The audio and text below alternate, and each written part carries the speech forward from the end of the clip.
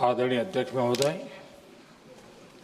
मैं आपका और सदन के सभी माननीय सदस्यों का हृदय से आभार व्यक्त करता हूं कि हमने इस महत्वपूर्ण अवसर पर एक सामूहिक चर्चा का रास्ता चुना है, जिस मंत्र ने, जिस जयघोष ने देश की आजादी के आंदोलन को ऊर्जा दी थी, प्रेरणा दी थी, त्याग और तपस्या का मार्ग दिखाया था, उस वंदे मातरम का पुण्य स्मरण करना इस सदन में हम सबका ये बहुत बड़ा सौभाग्य है और हमारे लिए गर्व की बात है कि वंदे मातरम के 150 वर्ष निमित्त इस ऐतिहासिक अवसर के हम साक्षी बन रहे हैं।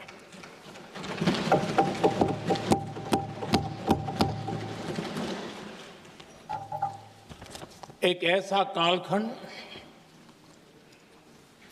जो हमारे सामने इतिहास की अनगिनत घटनाओं को अपने सामने लेकर के आता है। ये चर्चा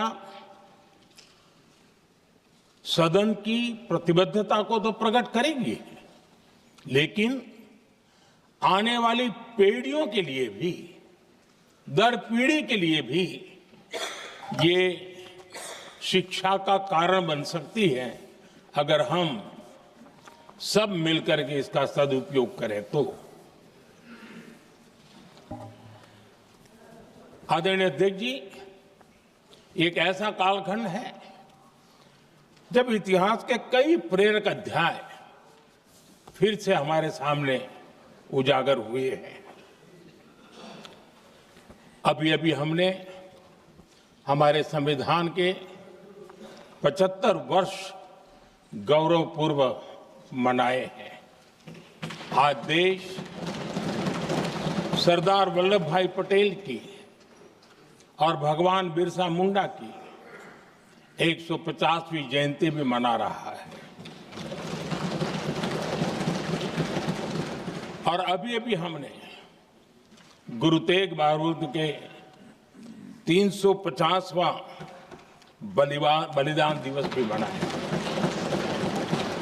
और आज हम वंदे मातरम की 150 वर्ष निमित्त सदन की एक सामूहिक ऊर्जा को, उसकी अनुभूति करने का प्रयास कर रहे हैं। वंदे मातरम 150 वर्ष की यात्रा अनेक पड़ावों से गुजरी है, लेकिन आदरणीय अध्यक्ष जी,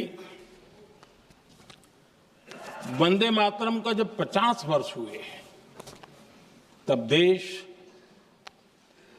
गुलामी में जीने के लिए मजबूर था और वंदे मातरम के 100 साल हुए तब देश आपातकाल की जंजीरों में जकड़ा हुआ था।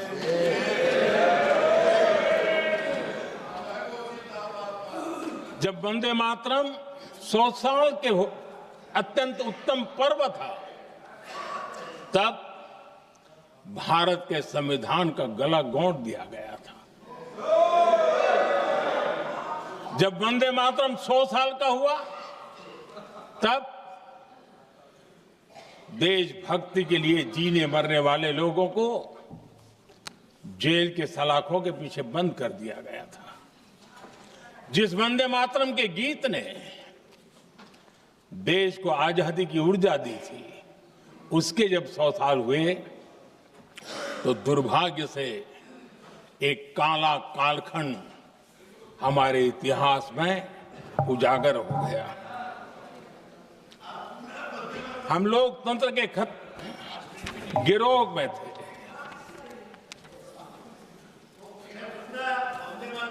आदरणीय अध्यक्ष जी, 150 वर्ष उस महान अध्याय को, उस गौरव को पुनः स्थापित करने का अवसर है और मैं मानता हूं सदन ने भी और देश ने भी इस अवसर को जाने नहीं देना चाहिए। यही वंदे मातरम है जिसने 1947 में देश को आजादी दिलाई। स्वतंत्रता संग्राम का भावात्मक नेतृत्व इस वंदे मातरम के जयघोष में था। आदरणीय अध्यक्ष जी, आपके समक्ष आज जब मैं वंदे मातरम 150 निमित्त चर्चा के लिए आरंभ करने खड़ा हुआ हूं, यहां कोई पक्ष प्रतिपक्ष नहीं है, क्योंकि हम सब यहां जो बैठे हैं एक्चुअली हमारे लिए रण स्वीकार करने का अवसर है कि जिस वंदे मातरम के कारण लक्षावधि लोग आजादी का आंदोलन चला रहे थे और उसी का परिणाम है कि आज हम सब यहां बैठे हैं। और इसलिए हम सभी सांसदों के लिए, हम सभी जनप्रतिनिधियों के लिए वंदे मातरम के रण स्वीकार करने का ये पावन पर्व है।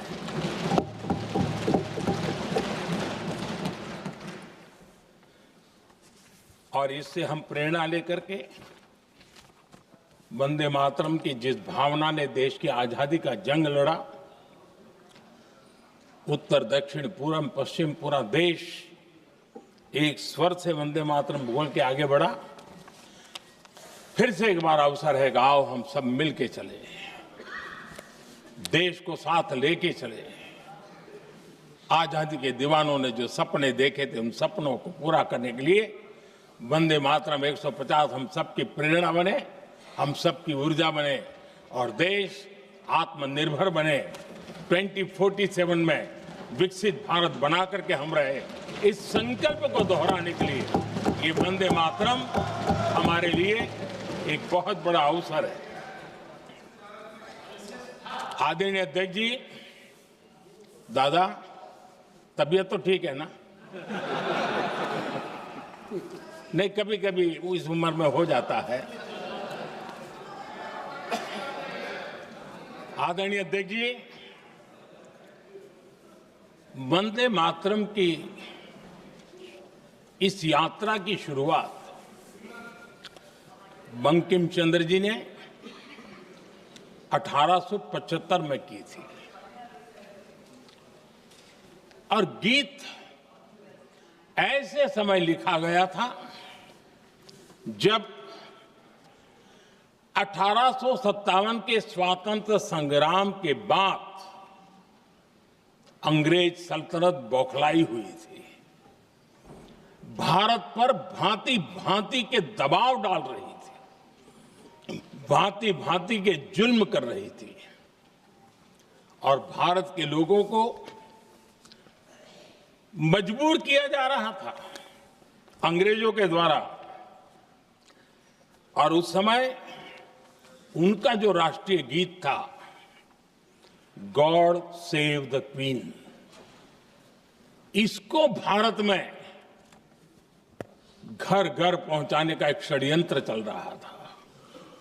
ऐसे समय बंकिम दा ने चुनौती दी और ईंट का जवाब पत्थर से दिया और उसमें से वंदे मातरम का जन्म हुआ।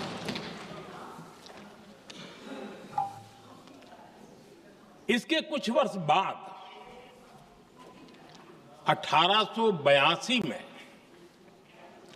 जब उन्होंने आनंद मठ लिखा तो इस गीत का उसमें समावेश किया गया।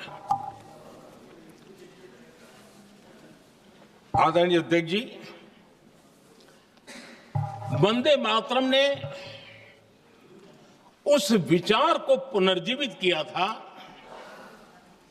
जो हजारों वर्ष से भारत की रग रग में रचा बसा था।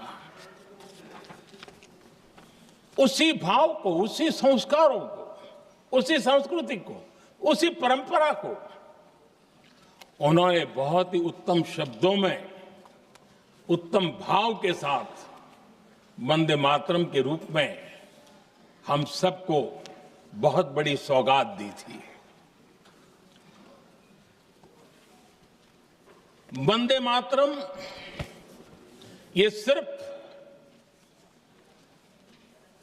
केवल राजनीतिक आजादी की लड़ाई का मंत्र नहीं था।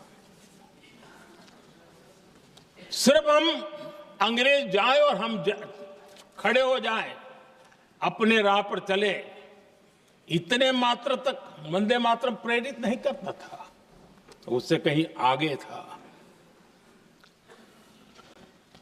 आजादी की लड़ाई इस मातृभूमि को मुक्त कराने का भी जंग था। अपनी मां भारती को उन बेड़ियों से मुक्ति दिलाने का एक पवित्र जंग था। और वंदे मातरम की पृष्ठभूमि हम देखें, उसके संस्कार सरिता देखें, तो हमारे यहां वेद काल से एक बात बार बार हमारे सामने आई है। जब वंदे मातरम कहते हैं तो वही वेद काल की बात हमें याद आती है। वेद काल से कहा गया है, माता भूमि ही पुत्रो अहम पृथिव्याः, अर्थात ये भूमि मेरी माता है और मैं पृथ्वी का पुत्र हूं।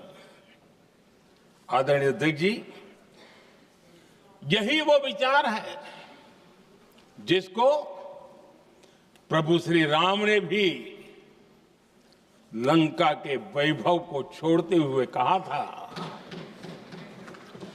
जननी जन्मभूमिश्च स्वर्गादपि गरीयसी।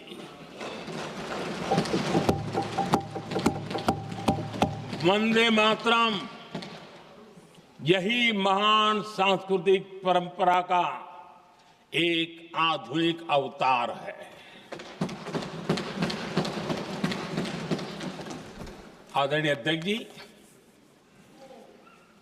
बंकिम दा ने जब वंदे मातरम की रचना की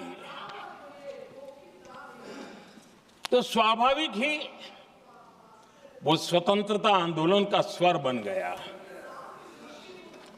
पूरब से पश्चिम, उत्तर से दक्षिण, वंदे मातरम हर भारतीय का संकल्प बन गया।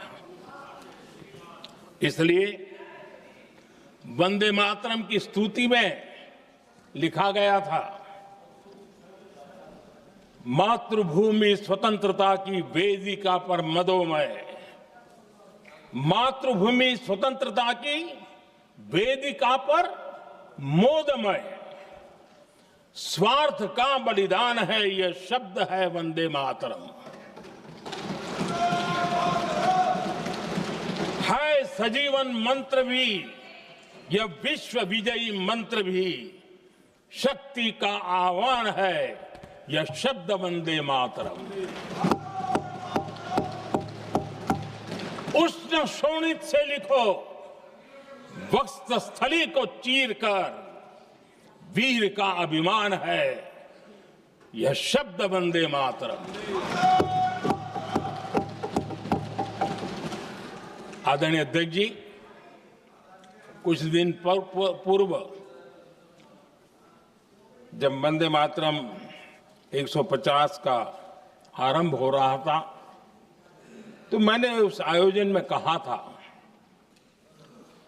वंदे मातरम हजारों वर्ष की सांस्कृतिक ऊर्जा भी थी, उसमें आजादी का जज्बा भी था और आजाद भारत का विजन भी था। अंग्रेजों के उस दौर में एक फैशन हो गई थी भारत को कमजोर, निकम्मा, आलसी, कर्महीन, इस प्रकार भारत को जितना नीचा दिखा सके ऐसी एक फैशन बन गई थी।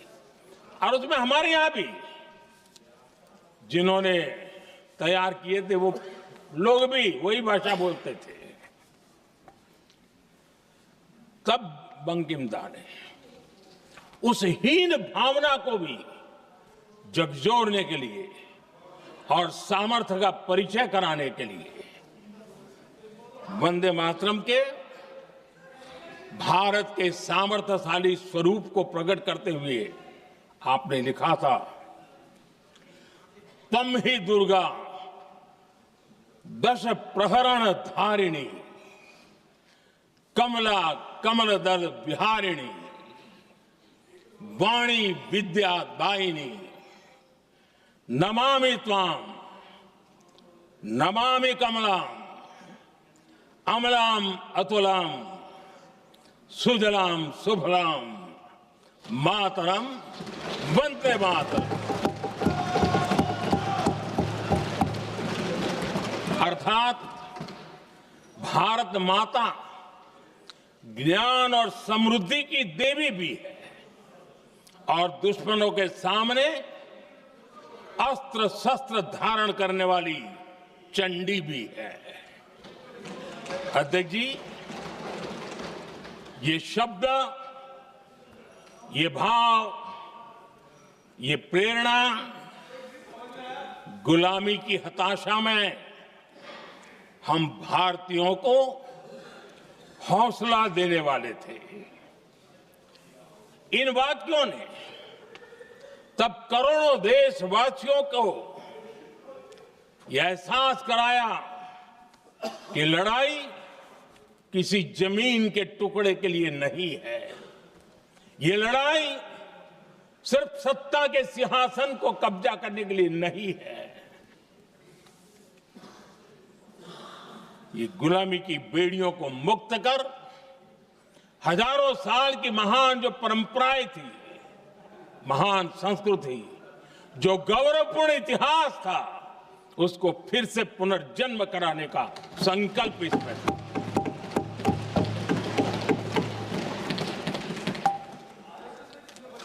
आदरणीय अध्यक्ष जी,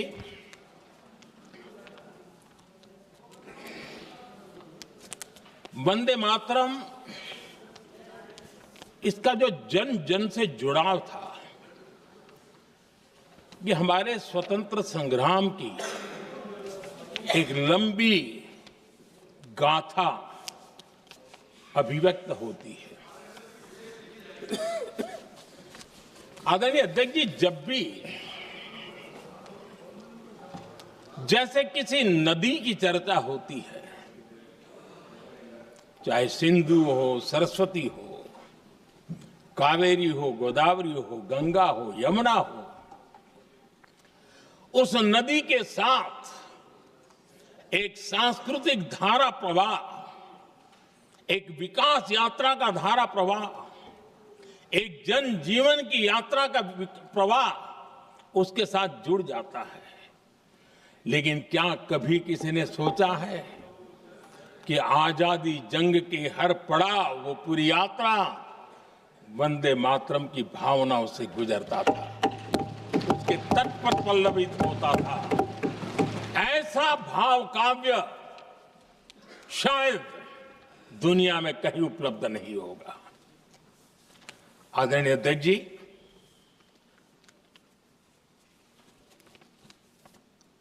अंग्रेज समझ चुके थे कि 1857 के बाद लंबे समय तक भारत में टिकना उनके लिए मुश्किल लग रहा था।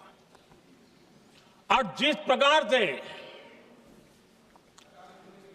वो अपने सपने लेकर के आए थे, तब उनको लगा कि जब तक भारत को बांटेंगे नहीं, जब तक भारत को टुकड़ों में नहीं बांटेंगे, भारत में ही लोगों को एक दूसरे से लड़ाएंगे नहीं, तब तक यहां राज करना मुश्किल है। और अंग्रेजों ने बांटो और राज करो इस रास्ते को चुना और उन्होंने बंगाल को इसकी प्रयोगशाला बनाया, क्योंकि अंग्रेज भी जानते थे वो एक वक्त था जब बंगाल का बौद्धिक सामर्थ्य देश को दिशा देता था, देश को ताकत देता था, देश को प्रेरणा देता था। और इसलिए अंग्रेज भी चाहते थे कि बंगाल का ये जो सामर्थ्य है वो पूरे देश की शक्ति का एक प्रकार से केंद्र बिंदु है। और इसलिए अंग्रेजों ने सबसे पहले बंगाल के टुकड़े करने की दिशा में काम किया और अंग्रेजों का मानना था कि एक बार बंगाल टूट गया तो ये देश भी टूट जाएगा और वो यावत चंद्र दिवाकरो राज करते रहेंगे, ये इनकी सोच थी। 1905 में अंग्रेजों ने बंगाल का विभाजन किया, लेकिन जब अंग्रेजों ने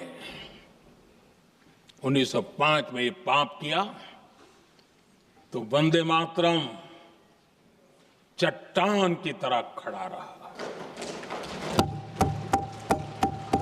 बंगाल की एकता के लिए वंदे मातरम गली गली का नाद बन गया था और वही नारा प्रेरणा देता था। अंग्रेजों ने बंगाल विभाजन के साथ ही भारत को कमजोर करने के बीच और अधिक बोने की दिशा पकड़ ली थी, लेकिन वंदे मातरम एक स्वर एक सूत्र के रूप में अंग्रेजों के लिए चुनौती बनता गया और देश के लिए चट्टान बनता गया।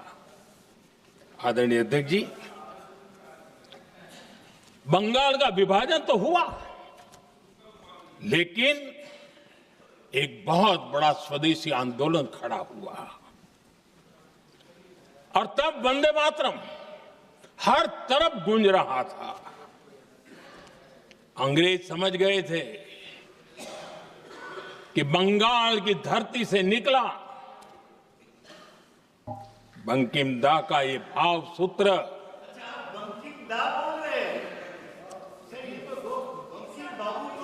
बंकिम बाबू बोले। अच्छा, thank you thank you thank you thank you thank you, आपकी भावनाओं के लिए मैं आदर करता हूं। बंकिम बाबू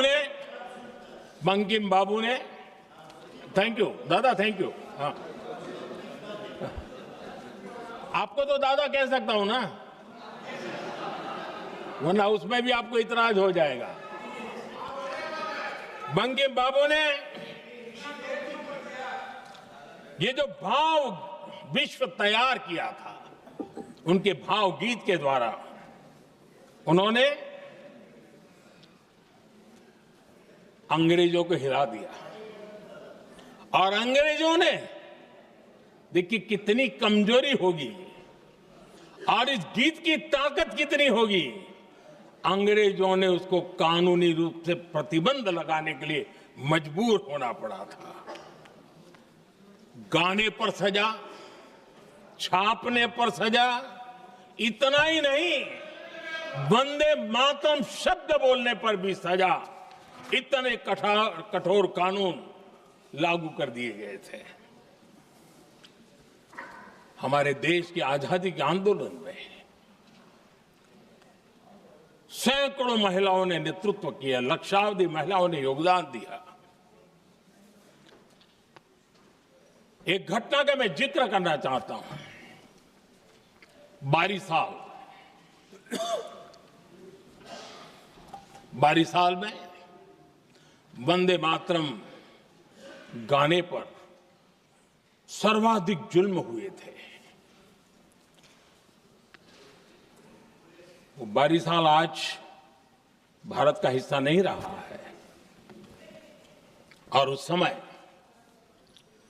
बारिशाल की हमारी माताएं, बहनें, बच्चे मैदान में उतरी थी वंदे मातरम के स्वाभिमान के लिए। इस प्रतिबंध के विरोध में लड़ाई के मैदान में उतरी थी और तब बारिशाल की एक वीरांगना श्रीमती सरोजिनी बोस,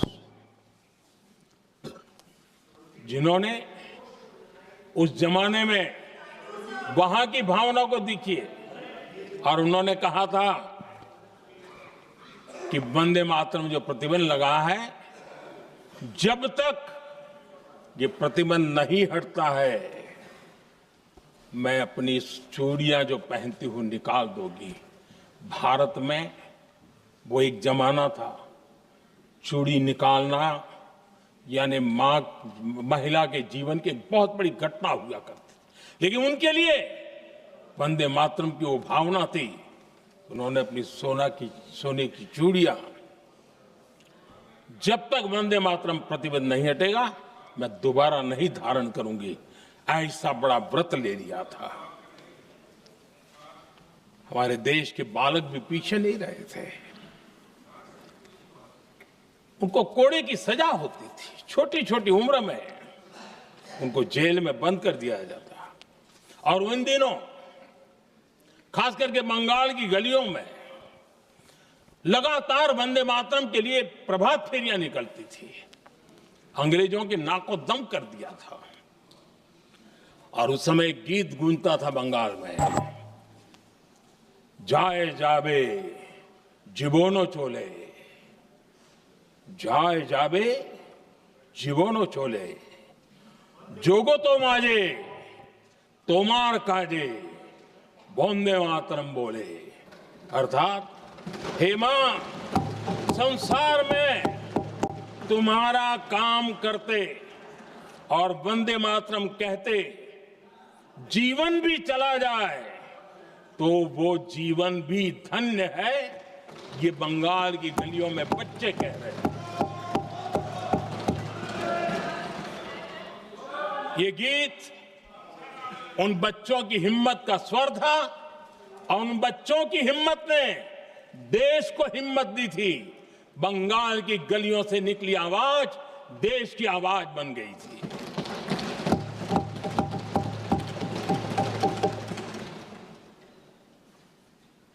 उन्नीस 1905 में फरीदपुर के गांव में बहुत छोटी छोटी उम्र के बच्चे जब वंदे मातरम के नारे लगा रहे थे, अंग्रेजों ने बेरहमी से उन पर कोड़े मारे थे। यानी एक प्रकार से जीवन और मृत्यु के बीच लड़ाई लड़ने के लिए मजबूर कर दिया था। इतना अत्याचार हुआ था।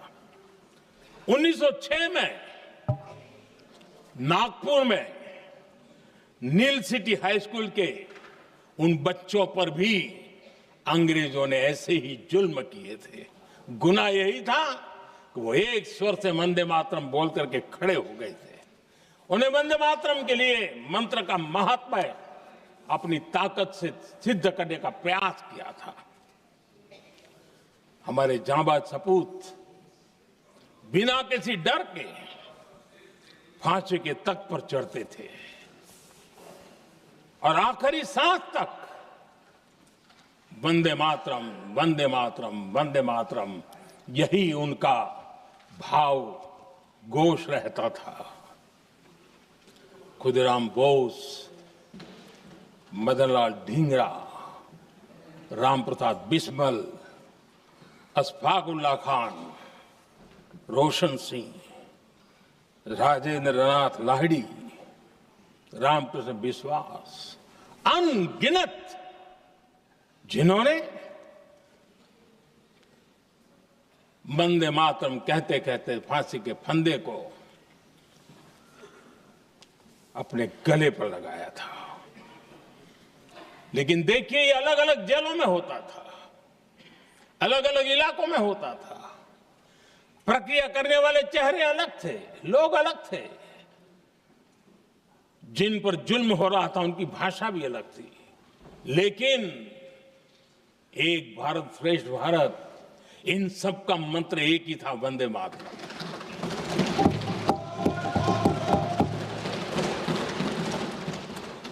चटगांव की स्वराज क्रांति, जिन युवाओं ने अंग्रेजों को चुनौती दी, वे भी इतिहास के चमकते हुए नाम है। हरगोपाल बाग, पुलिन विकास घोष, त्रिपुर सेन, इन सब ने देश के लिए अपना बलिदान दिया। मास्टर सूर्यसेन को 1934 में जब फांसी दी गई, तब उन्होंने अपने साथियों को एक पत्र लिखा और पत्र में एक ही शब्द की गूंज थी और वो शब्द था वंदे मातरम।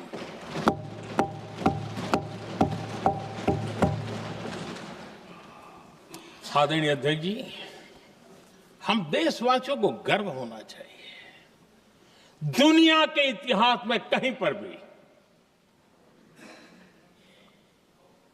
ऐसा कोई काव्य नहीं हो सकता, ऐसा कोई भावगीत नहीं हो सकता जो सदियों तक एक लक्ष्य के लिए कोटि कोटि जनों को प्रेरित करता हो और जीवन आहूत करने के लिए निकल पड़ते हो।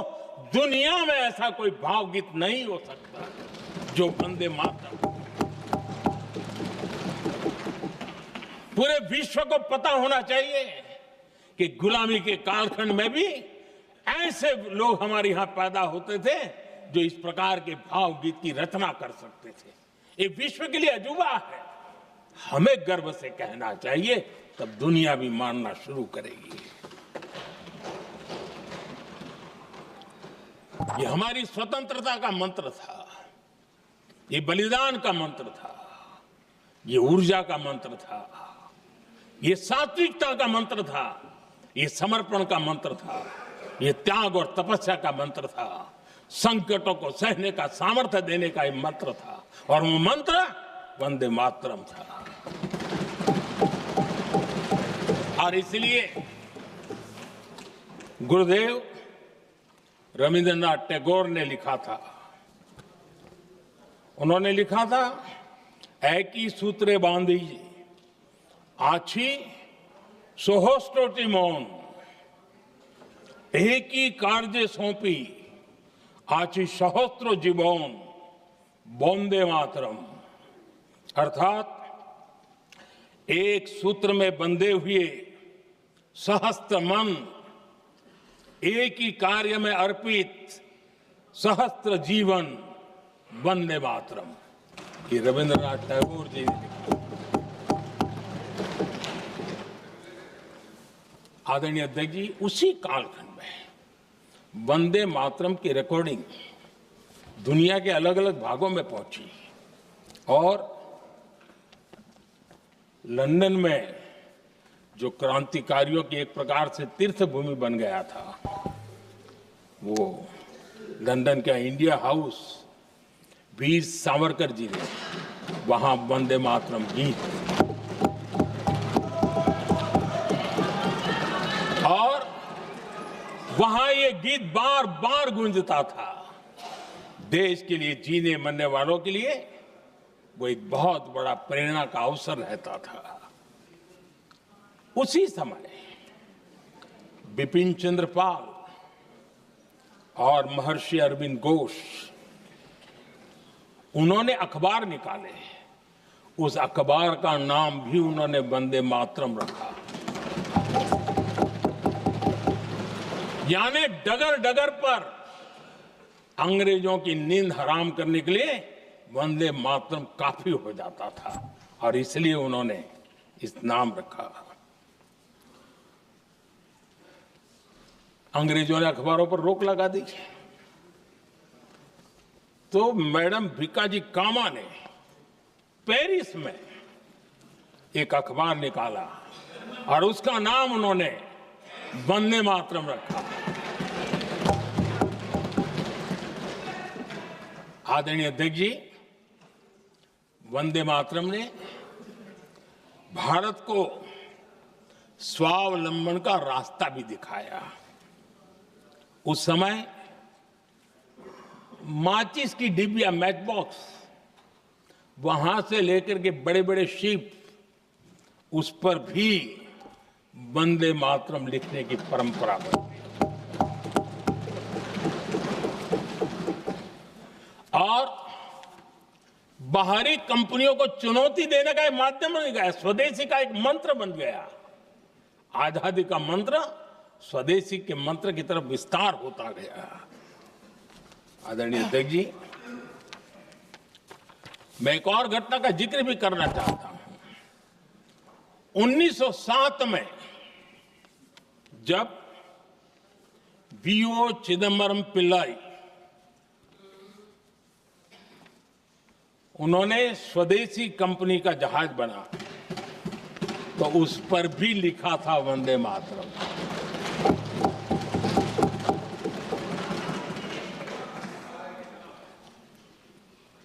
राष्ट्र कवि सुब्रमण्य भारती ने वंदे मातरम को तमिल में अनुवाद किया, स्तुति गीत लिखे। उनके कई तमिल देशभक्ति गीतों में वंदे मातरम की श्रद्धा साफ साफ नजर आती है। शायद सभी लोगों को, हो सकता है तमिलनाडु के लोगों को पता हो, लेकिन सभी लोगों को ये बात का पता ना हो कि भारत का ध्वज गीत वी सुब्रमण्यम भारती ने ही लिखा था। उस ध्वज गीत का वर्णन जिस पर वंदे मातरम लिखा हुआ था, तमिल में इस ध्वज गीत का शीर्षक था ताइन माणी कोड़ी पारीर, तालंदु पणिंदु पुलहिंद्रु वारीर। अर्थात देश प्रेमियों, दर्शन कर लो, सविनय अभिनंदन कर लो, मेरी मां की दिव्य ध्वजा का वंदन कर लो।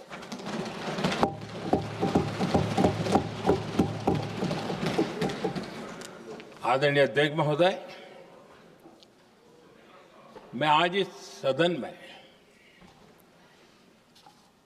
वंदे मातरम पर महात्मा गांधी की भावनाएं क्या थी वो भी रखना चाहता हूं। दक्षिण अफ्रीका से प्रकाशित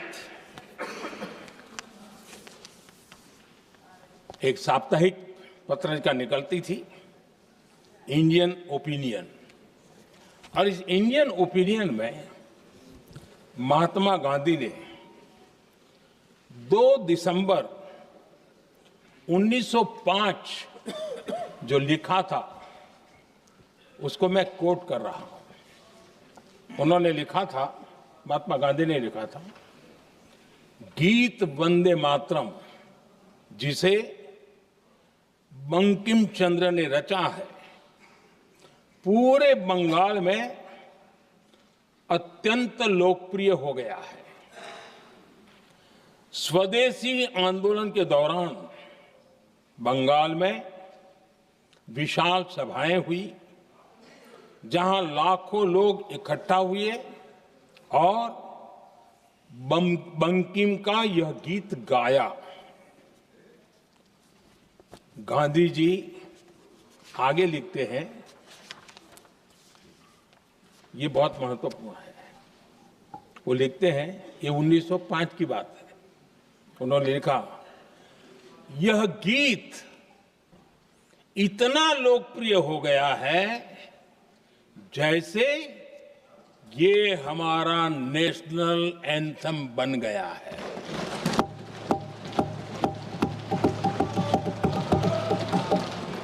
इसकी भावनाएं महान है और यह अन्य राष्ट्रों के गीतों से अधिक मधुर है। इसका एकमात्र उद्देश्य हम में देशभक्ति की भावना जगाना है। यह भारत को मां के रूप में देखता है और उसकी स्तुति करता है। अध्यक्ष जी, जो वंदे मातरम 1905 में महात्मा गांधी को नेशनल एंथम के रूप में दिखता था, देश के हर कोने में, हर व्यक्ति के जीवन में जो भी देश के लिए जीता जानता, देश के लिए जागता था, उन सब के लिए वंदे मातरम की ताकत बहुत बड़ी थी। वंदे मातरम इतना महान था, जिसकी भावना इतनी महान थी, तो फिर पिछली सदी में इसके साथ इतना बड़ा अन्याय क्यों हुआ?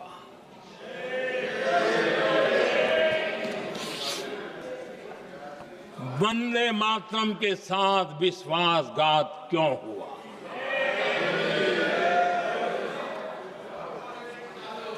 ये अन्याय क्यों हुआ? वो कौन सी ताकत थी जिसकी इच्छा खुद पूज्य बापू की भावनाओं पर भी भारी पड़ गई, जिसने वंदे मातरम जैसी पवित्र भावना को भी विवादों में घसीट दिया? मैं समझता हूं कि आज जब हम वंदे मातरम के 150 वर्ष का पर्व मना रहे हैं, चर्चा कर रहे हैं, तो हमें उन परिस्थितियों को भी हमारी नई पीढ़ियों को जरूर बताना हमारा दायित्व है, जिससे के वजह से वंदे मातरम के साथ विश्वासघात किया गया। वंदे मातरम के प्रति मुस्लिम लीग की विरोध की राजनीति तेज होती जा रही थी। मोहम्मद अली जिन्ना ने लखनऊ से 15 अक्टूबर 1937 को वंदे मातरम के विरुद्ध का नारा बुलंद किया। फिर कांग्रेस के तत्कालीन अध्यक्ष जवाहरलाल नेहरू को अपना सिंहासन डोलता दिखा। बजाय कि नेहरू जी मुस्लिम लीग के आधारहीन बयानों को तगड़ा जवाब देते, करारा जवाब देते, मुस्लिम लीग के बयानों की निंदा करते,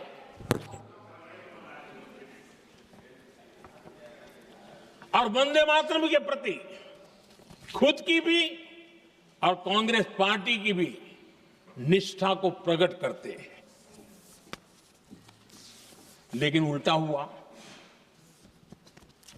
वो ऐसा क्यों कर रहे, वो तो पूछा ही नहीं, न जाना, लेकिन उन्होंने वंदे मातरम की ही पड़ताल शुरू कर दी। जिन्ना के विरोध के 5 दिन बाद ही 20 अक्टूबर को नेहरू जी ने नेताजी सुभाष बाबू को चिट्ठी लिखी। उस चिट्ठी में जिन्ना की भावना से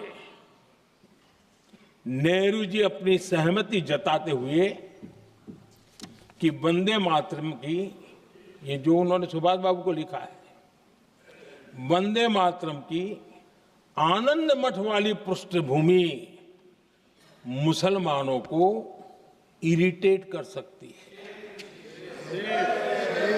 मैं नेहरू जी का कोट पढ़ता हूं।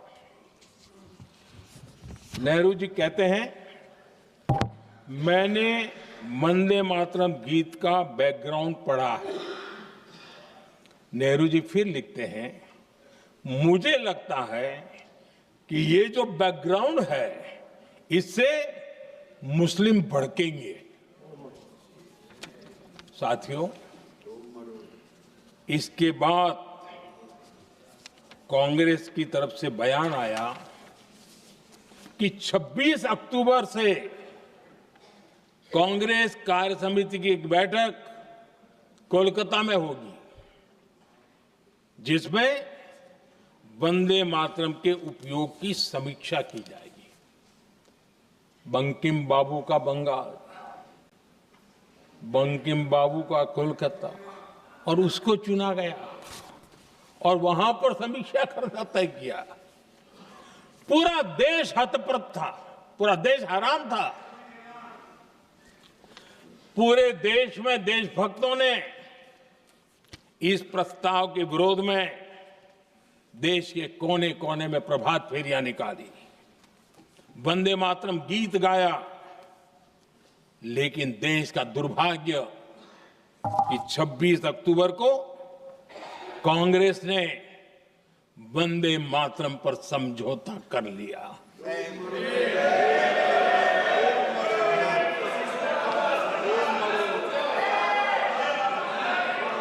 वंदे मातरम के टुकड़े करने के फैसले में, वंदे मातरम के टुकड़े कर दिए। उस फैसले के पीछे नकाब ये पहना गया, चोला ये पहना गया कि ये तो सामाजिक सद्भाव का काम है।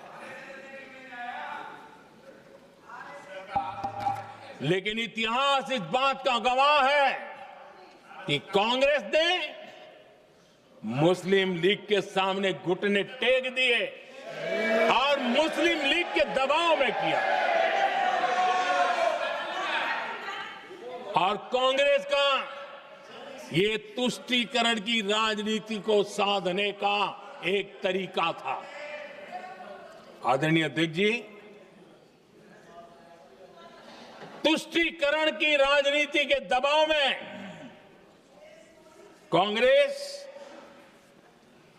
वंदे मातरम के बंटवारे के लिए झुकी।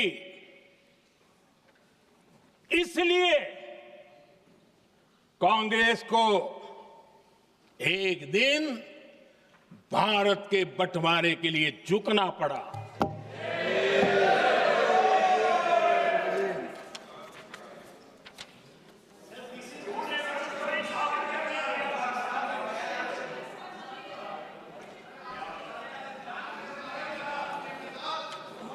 मुझे लगता है कांग्रेस ने आउटसोर्स कर दिया है।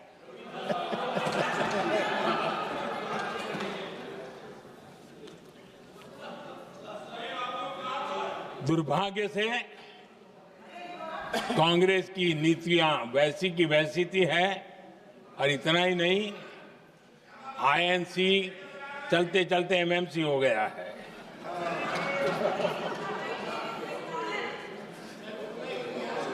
आज भी कांग्रेस और उसके साथी और जिन जिन के नाम साथ कांग्रेस जुड़ा हुआ है, सब वंदे मातरम पर विवाद खड़ा करने की कोशिश करते हैं।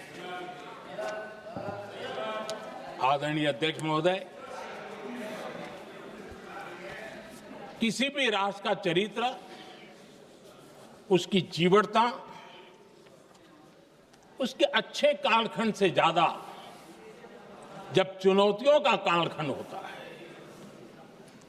जब संकटों का कालखंड होता है, तब प्रकट होती है, उजागर होती है और सच्चे अर्थ में कसौटी से कसी जाती है। जब कसौटी का काल आता है, तब ही ये सिद्ध होता है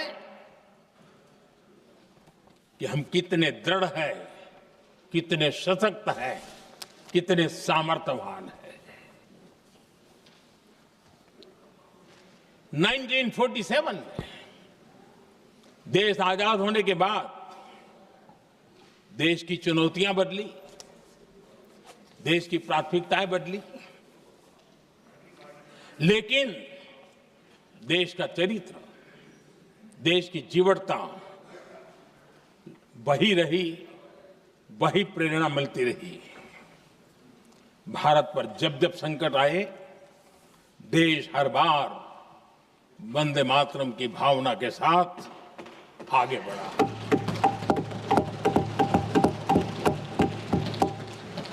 बीच का कालखंड कैसा गया जाने दो, लेकिन आज भी 15 अगस्त 26 जनवरी की जब बात आती है, हर घर तिरंगा की बात आती है, चारों तरफ वो भाव दिखता है, तिरंगे झंडे फहरते। एक जमाना था जब देश पर खाद्य का संकट आया, वही वंदे मातरम का भाव था। मेरे देश के किसानों ने अंदर के भंडार भर दिए और इसके पीछे भाव वही है, वंदे मातरम।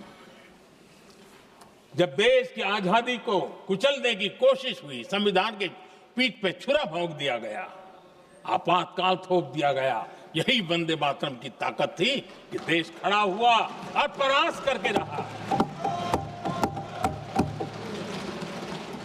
देश पर जब भी युद्ध थोपे गए, देश को जब भी संघर्ष की नौबत आई, यही वंदे मातरम का भाव था। देश का जवान सीमाओं पर अड़ गया और मां भारती का झंडा फहराता रहा, विजय से प्राप्त कर। कोरोना जैसे वैश्विक महासंकट आया, यही देश उसी भाव से खड़ा हुआ, उसको भी परास्त करके आगे बढ़ गया। आदरणीय अध्यक्ष जी, यह राष्ट्र की शक्ति है, यह राष्ट्र को भावनाओं से जोड़ने वाला सामर्थ्यवान एक ऊर्जा प्रवाह है, ये चेतना प्रवाह है, ये संस्कृति की अविरल धारा का प्रतिबिंब है, उसका प्रकटीकरण है। ये वंदे मातरम हमारे लिए सिर्फ स्मरण करने का काल नहीं, एक नई ऊर्जा, नई प्रेरणा का लेने का काल बन जाए और हम उसके लिए प्रति समर्पित होते चले। और मैंने पहले कहा, हम लोगों पर तो कर्ज है वंदे मातरम का, वही वंदे मातरम है जिसने वो रास्ता बनाया, जिस रास्ते से हम यहां पहुंचे हैं, और इसलिए हमारा कर्ज बनता है।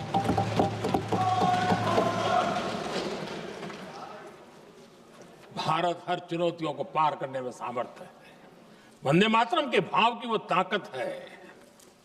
वंदे मातरम ये सिर्फ गीत या भावगीत नहीं, ये हमारे लिए प्रेरणा है, राष्ट्र के प्रति कर्तव्यों के लिए हमें झकझोरने वाला काम है, और इसलिए हमें निरंतर इसको करते रहना होगा। हम आत्मनिर्भर भारत का सपना लेकर के चल रहे हैं, इसको पूरा कर रहा है।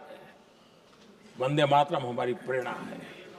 हम स्वदेशी आंदोलन को ताकत देना चाहते हैं। समय बदला होगा, रूप बदले होंगे, लेकिन पूज्य गांधी ने जो भाव व्यक्त किया था, उस भाव की ताकत आज भी मौजूद है, और वंदे मातरम हमें जोड़ता है। देश के महापुरुषों का सपना था स्वतंत्र भारत का, देश की आज की पीढ़ी का सपना है समृद्ध भारत का। आजाद भारत का सपने को सिंचा था वंदे भारत की भावना है, वंदे मातरम की भावना ने। समृद्ध भारत के सपने को सिंचेगा वंदे मातरम की भावना। उसी भावना को लेकर के हमें आगे चलना है और हमें आत्मनिर्भर भारत बनाना। 2047 में देश विकसित भारत बन के रहे।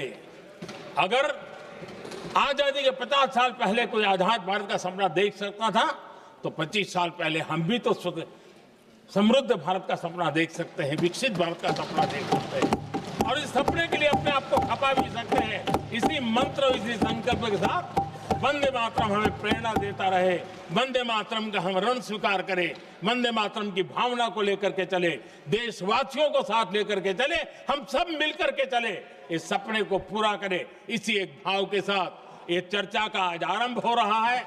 मुझे पूरा विश्वास है कि दोनों सदनों में देश के अंदर वो भाव भरने वाला कारण बनेगा, देश को प्रेरित करने वाला कारण बनेगा, देश की नई पीढ़ी को ऊर्जा देने का कारण बनेगा। इन्हीं शब्दों के साथ आपने मुझे अवसर दिया, मैं आपका बहुत बहुत आभार व्यक्त करता हूं। बहुत बहुत धन्यवाद। वंदे मातरम।